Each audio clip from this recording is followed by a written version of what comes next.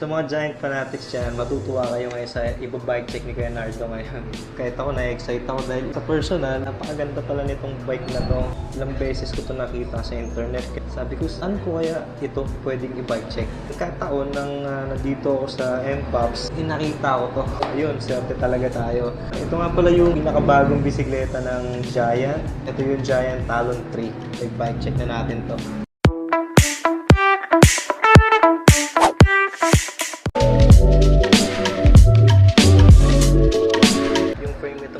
Jack is made of 6061 series of aluminum alloy. Yung top tube niya, malaki yung dito, then maliit naman dito sa dulo. Manipis lang yung design. Down tube naman, bilog yung design. Yung nandito sa ating mga kapadyak is matte color. Size small, 29er. Yung size ng small ng Giant is equivalent to size 15 inches.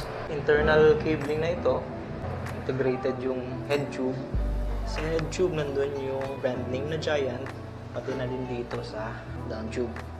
Top tube naman nandun yung series ng bike na to. Yun nakalagay is Talon. Sa seat stay niya naman, nakababa yung design, hindi siya magkadikit dito sa top tube. Then diretso lang naman yung seat tube niya. Plain stay, flat siya na ganito yung design. Dito naman sa seat stay, flat siya na ganito.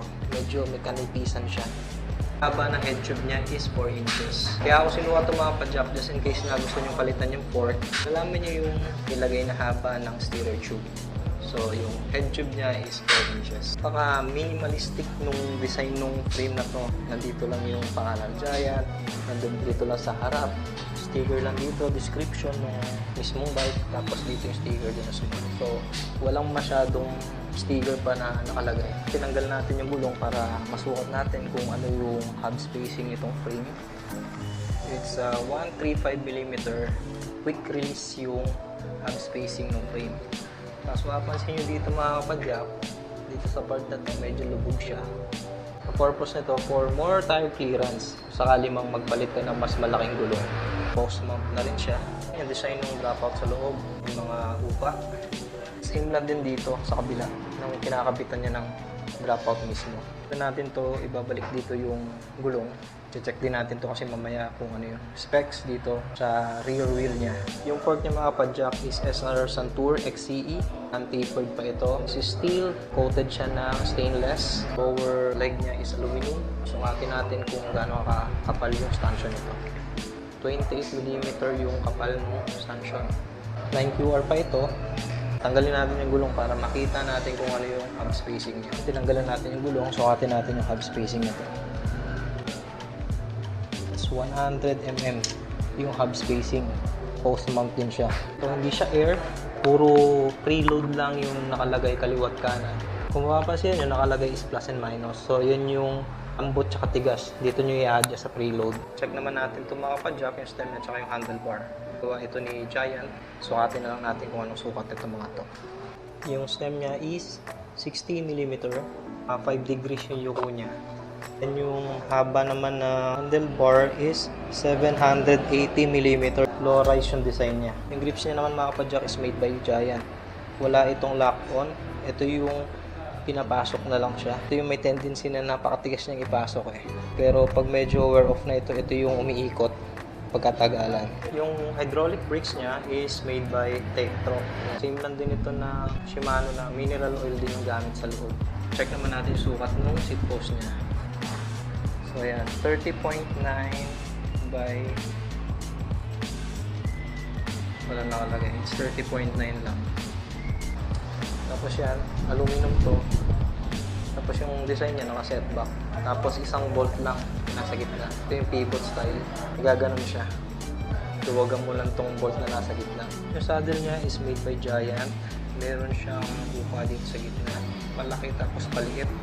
Tapos manipis yung profile design niya. Hindi siya kahalapan. Railing niya is steel pa rin siya.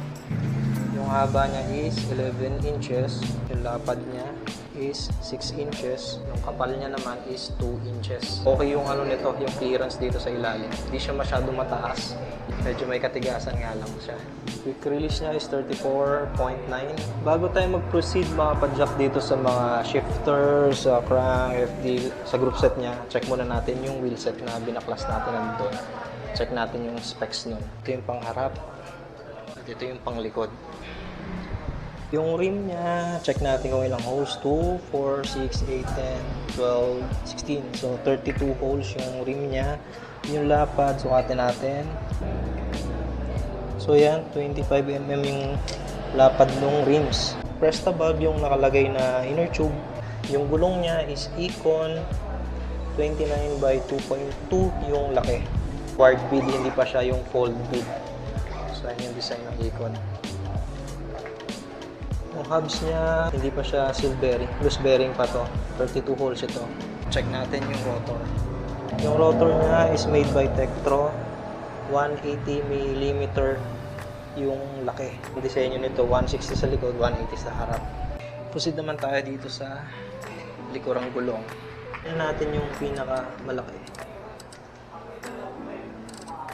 Walang nakalagay, walang naka-indicate. Tapos yung hubs nito is threaded. Yung hubs nito is siya seal bearing. Same lang din sa harap, 32 holes. Tapos giant yung rim, 25mm. Maxxis Econ yung gulong. So same lang din. Yung shifter niya mga padjak is Shimano SL M135 3x7. So check naman natin yung nakalagay na group set. Yung crank niya mga padjak is made by ProWheel. Napan-checkin kanina. Yung size ng chainring nito is 36 and 22 yung pangalawa. Kung sa harap ito yung bush guard. Yung arm length walang nakalagay doon. So sukatin natin kung anong size nito. 170mm yung size nung arm nung crank. Din ito is Shimano Altus. Yung chain niya is KMC.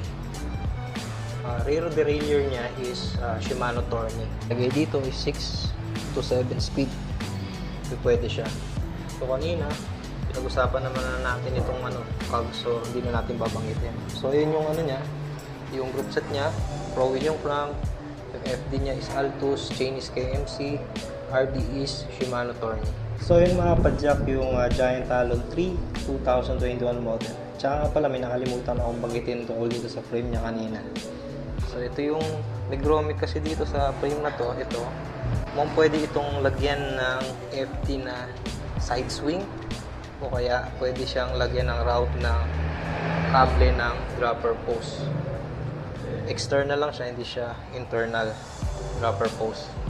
Tapos itong grommet na to, yan, para to dun sa rear rack nalalagay. So dito yun, tsaka dito. So, kung gusto niyo ito mga padjak, yung Giant Talon 3, tawag na dito sa MPAPS.